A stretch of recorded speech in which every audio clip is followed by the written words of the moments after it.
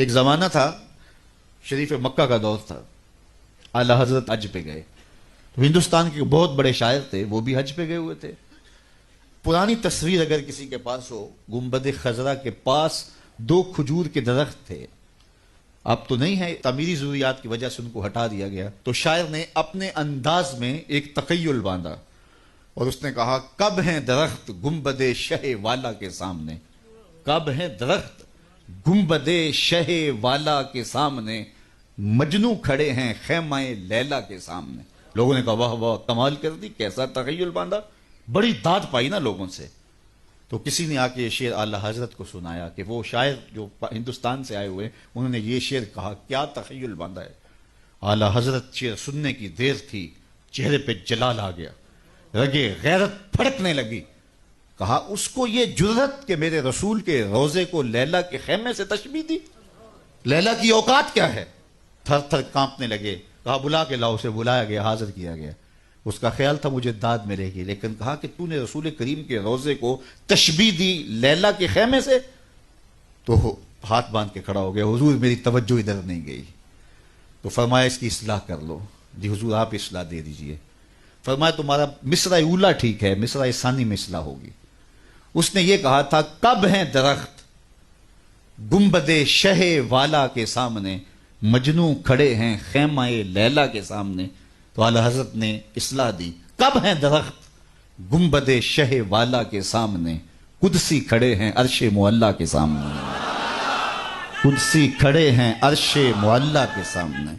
سخن و شاعری شہر یار اپنی جگہ، نعت کہنے کو احمد رضا چاہیے۔ تو کعب بن زہیر انہوں نے کیا کہا، ان رسول لنور یستضاء بہ محند سیف من سیوف الہند مسلول۔ تو حضرت کعب بن زہیر نے وہاں کھڑے کھڑے حضور کی شان میں ایک طویل قصیدہ جو بانت سواہد کے نام سے معروف ہوا۔ جب یہ قصیدہ پڑھ چکے تو آقا کریم علیہ السلام نے اپنی چادر اتار کے کعب بن زہیر کو دے دی۔ اس لیے ہم یہ کہتے ہیں کہ اگر آپ ثنا خاں کو بلائیں، نعت خاں کو بلائیں، اس کو بعد میں آپ نذرانہ دے سکتے ہیں، اس کو جو ہے وہ آپ چادر دے سکتے ہیں، اس کو جبہ دے سکتے ہیں، اس کی جو خدمت کرنا چاہے کر سکتے ہیں، یہ میرے حضور کا طریقہ ہے۔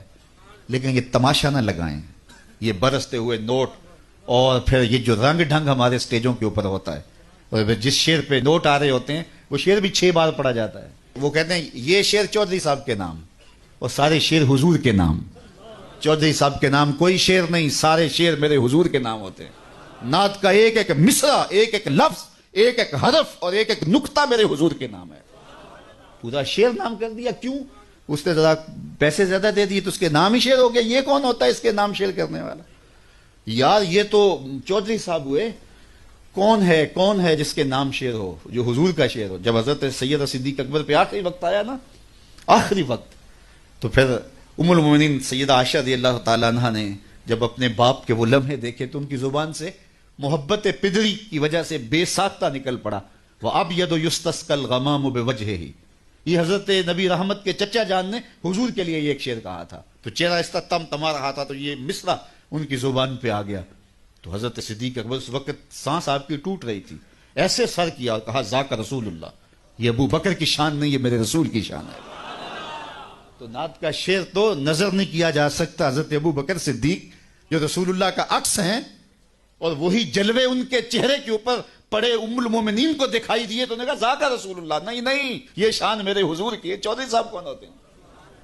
لیکن اللہ برا کرے دولت کی محبت کا، اس نے عقیدے چھین لیے، قدریں پامال کر دی۔ اور ہمارے بہت سارے نعت خانے فٹ کیا ہوتا ہے وہی شعر حضور کے لیے، اور جب کسی پیر خانے میں جاتے ہیں نام بدل کے وہی پیر صاحب کے لیے۔ پیر صاحب بھی مست بن کے بیٹھے رہتے ہیں، جانتے ہوتے ہیں یہ نعت کا شعر ہے، اور تو کون ہے؟ تیری ساری عزتیں حضور کے قدموں سے لگی ہوئی دھول